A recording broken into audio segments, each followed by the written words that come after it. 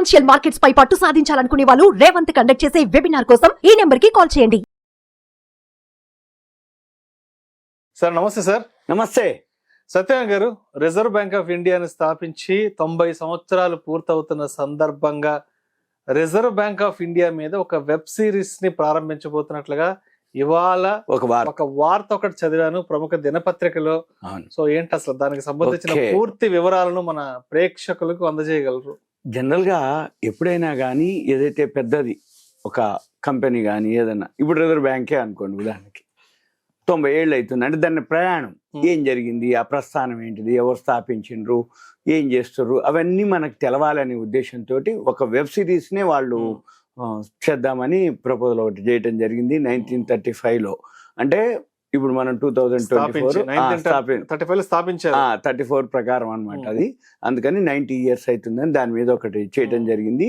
Simple గా మనం ఏం చేయాలంటే ఫస్ట్ అసలు ఆర్బీఐ ఏం చేస్తుంది, అది ఎప్పుడు స్టార్ట్ అయింది, ఎందుకు స్థాపించారు, ఏం జరిగింది అనేది మనం మన వాళ్ళకి చెప్పి వెబ్ సిరీస్ అందరూ కూడా చూడండి. ఎందుకంటే వాళ్ళు దాని యొక్క ప్రస్థానం అంటే ఏం జరిగింది, ఎప్పటి నుంచి స్టార్ట్ అయింది. ఉదాహరణకి రిజర్వ్ బ్యాంక్ ఆఫ్ ఇండియా అంటే ప్రతిదీ, అంటే మనకి రూపాయి ఏదైతే ఉందో కరెన్సీకి మూలం ఎవరయ్యా అంటే రిజర్వ్ బ్యాంకే.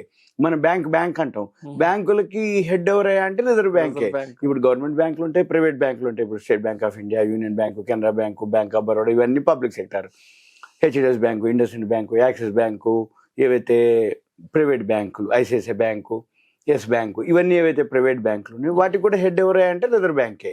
అంటే రిజర్వ్ బ్యాంక్ అనుగుణంగానే రిజర్వ్ బ్యాంక్ ఫాలో అవుతూనే ఈ బ్యాంకులు పనిచేయడం జరుగుతాయి.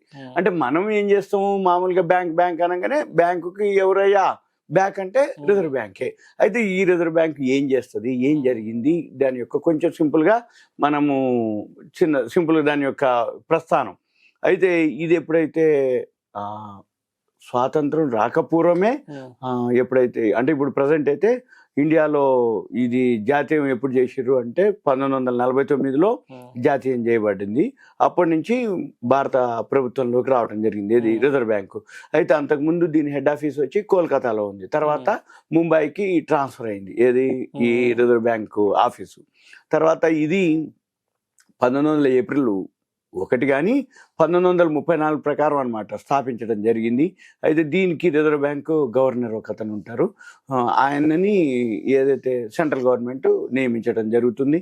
అయితే ఈ ఎవరైతే రిజర్వ్ బ్యాంక్ గవర్నర్ ఉండో ఆయన ఆర్థిక నైపుణ్యం కలటువంటి వ్యక్తులనే వాళ్ళ ఆ రిజర్వ్ బ్యాంక్ గవర్నర్గా నియమించడం జరుగుతుంది. గతంలో అయితే మన్మోహన్ సింగ్ గారు కూడా ఆ టైంలో ఉండటం జరిగింది ఏది ఒక టైంలో. అయితే తర్వాత రిజర్వ్ బ్యాంక్ ఇప్పుడు ప్రజెంట్ శక్తికాంత్ దాస్ గారు అనమాట. మనం ప్రతి 2 నెలలకు ఒకసారి క్రెడిట్ పాలసీ అని అనౌన్స్ చేస్తారు, వడ్డీ రేట్ల మీద డెసిషన్ చేస్తారు. అయితే ఇది ఫస్ట్ చరిత్ర ఏంటిదంటే 1935 1950 మధ్యలో ఈ ఏదైతే ఏప్రిల్ 1న స్థాపించబడటం జరిగింది. ఈ రిజర్వ్ బ్యాంక్ ఏదైతే ఉందో అసెంబ్లీ ద్వారా ఈ మార్గదర్శకాల ఆధారంగానే ఇది ఆర్బీఐ చట్టం 1934లో చేసి దానికి బిఆర్ అంబేద్కర్ గారు సమర్పించడం జరిగింది ఆ టైంలో. ఇక తర్వాత ఇక అదే ఫాలో అవటం జరిగింది.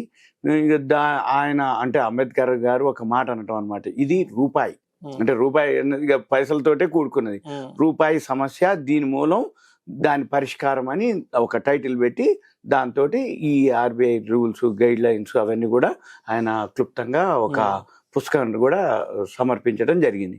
ఇక దాన్ని ఆధారంగా చేసుకొని అప్పుడు అంటే హిల్టన్ యంగ్ కమిషన్ అని వాళ్ళు సమర్పించడం జరిగింది. ఈ బ్యాంకు పామ్ ట్రీ యొక్క అంటే స్కెచ్ పొంది ఇక తూర్పు భారతదేశం అంటే డబుల్ మోహర్ ఉందన్నమాట అప్పట్లో. అయితే ఇది పులి భారతదేశ జాతీయ జంతువు సింహము మార్చడానికి అప్పుడు అనమాట అంటే ఈ నిర్ణయం చేసుకోరు అనమాట. తర్వాత ఆర్బీఐ ఏదైతే ఉందో బ్యాంకు నోట్లు సమస్యని నియంత్రించడం, అయితే ఉత్తమ ప్రయోజనాలు క్రెడిట్ వ్యవస్థని ఆపరేట్ చేయటం, ఈ భారతదేశ ద్రవ్య స్థిరత్వం సాధించటం కోసం ఇదంతా ఇది అంటే మన నిల్వలు ఏమేమి ఉన్నాయి అవన్నిటికీ ప్రాథమిక విధులు ఈ పని చేస్తారు. రిజర్వ్ బ్యాంక్ ఏంటంటే పైసలు జమ చేయటం, జమ ఖర్చు, బ్యాంకులకు ఇవ్వటం, తీసుకోవటం ఇవన్నీ చేస్తారు. అయితే ఇవన్నీ కూడా మళ్ళీ ముంబైకి 1942-45 ఆ ఇయర్లో షిఫ్ట్ చేయడం జరిగింది.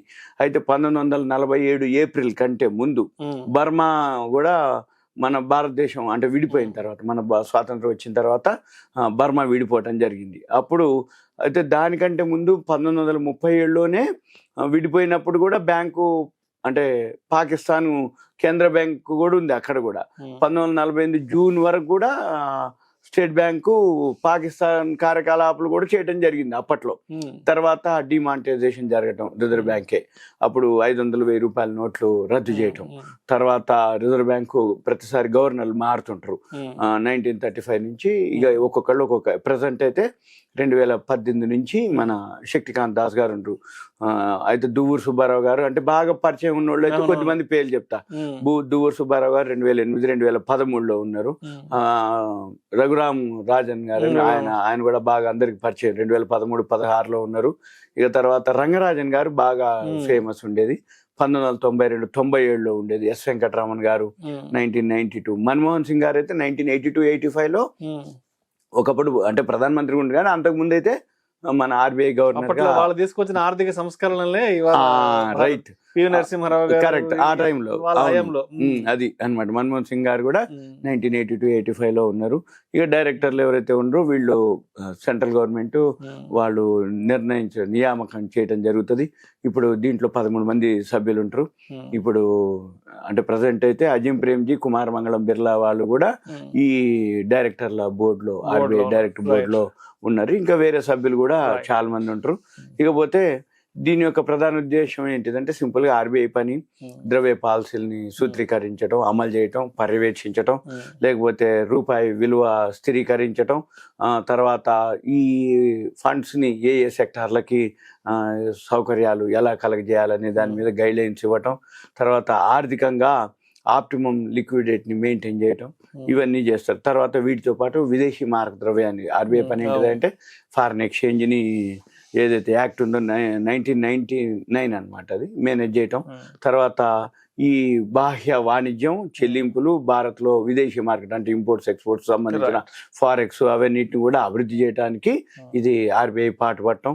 ఇక కరెన్సీని విడుదల చేయటం, మన రూపాయి 2, 5, 10, 20 విడుదల చేయటం, కాయిన్స్ విడుదల చేయాలన్నా, రూపాయల నోట్లు విడుదల చేయాలన్నా, తర్వాత వీటిని క్లోజ్ చేయాలన్నా అంటే సర్క్యులేషన్ చేయాలన్నా, లేకపోతే డ్యామేజ్ అయిన నోట్లు అన్ని బ్యాంకు కలెక్ట్ చేసి మళ్ళీ అవి రీప్రింట్ చేయటం, ఇవన్నీ కూడా సర్క్యులేషన్ ఆర్బీఐ చేస్తుంది. అదంటే క్రమబద్ధీకరిస్తుంది అనమాట. అయితే ఏదైతే ప్రజలకు నాణ్యమైన కరెన్సీని కూడా ఇది అందజేయటం జరుగుతుంది. రుణాలు ఇవ్వటం ఇవన్నీ కూడా జీడిపికి హెల్ప్ చేయటం అనేది అనమాట. అయితే జాతీయ ఉద్దేశాల కోసం ఇది అభివృద్ధి పథకాలను అమలు పరచడం చేస్తుంది. దీంతో పాటు ప్రతి 2 నెలలకు ఒకసారి వడ్డీ రేట్లు డిసైడ్ చేస్తారు.